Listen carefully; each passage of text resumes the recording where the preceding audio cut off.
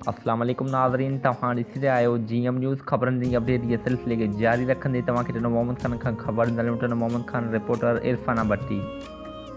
Hyderabad primary school ॻोठ एहसान Solanki camps में सिंधी सकाफ़त जो ॾींहुं मल्हायो। महिमान ख़ासि यूनियन काउंसिल हालेपोटो चेयरमैन जलाल अहमद चांद, एज़ाज़ी महिमान में सूरमी सथ बदीन सिंध जो रहनुमा सिंधी अदबी संगत शाख मातली जो सीनियर मेंबर शाइर लेखक निसार अहमद नास, लतीफ़ाबाद हैदराबाद जो तलीमी ऑफिसर नूर मोहम्मद हालेपोटो, सेफ एजुकेशन जो ऑपरेटर अब्दुल वाहिद खोसो, उस्ताद शाइर लेखक टुटूर अहमद खासकेली, उस्ताद माहिर शाह अब्दुल करीम सोलंकी ऐं वॾेरो मोहम्मद जुमन सोलंकी ऐं ॿिया हुआ।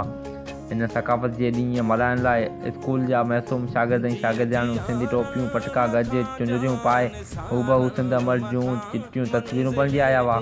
शागिर्दनि सिंध जे क़ौमी गीतनि ते झुमरियूं हणी शानदार ऐं दिलकश टेबलो पेश कया। सिंध अमर खे पंहिंजी तक़रीरनि ज़रिए पंहिंजी लफ़्ज़नि जी भेट ॾिनी। उन मौक़े ते शरीक थींदड़ मुअज़्ज़ज़ महिमाननि चयो त असां सिंध जे सकाफ़त ॾींहं खे ईद वांगुरु मल्हाईंदा आहियूं। असांजी सिंध जी तहज़ीब ऐं सकाफ़त हज़ारनि साल पुराणी आहे।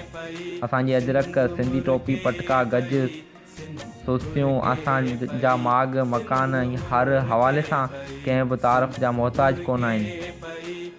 मलकान मुल्क असांजे सकाफ़तनि खे मान समाऊं मिलंदो आहे। असां सभिनी सिंधी पंहिंजे सकाफ़तनि पंहिंजी तहज़ीब जा मुहाफ़िज़ ऐं अमीन आहियूं। रिपोर्ट कंदड़ इरफाना भट्टी, उन सां गॾु कैमरामैन आदम अबड़ो गॾु हुआ।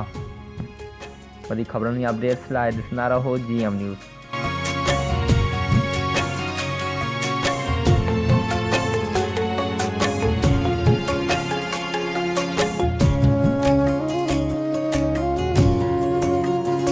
तुंहिंजे हीरनि ऐं मोतियुनि जी छोली ॾिसी सिंधी ॿोलीअ जी लबड़नि ते लो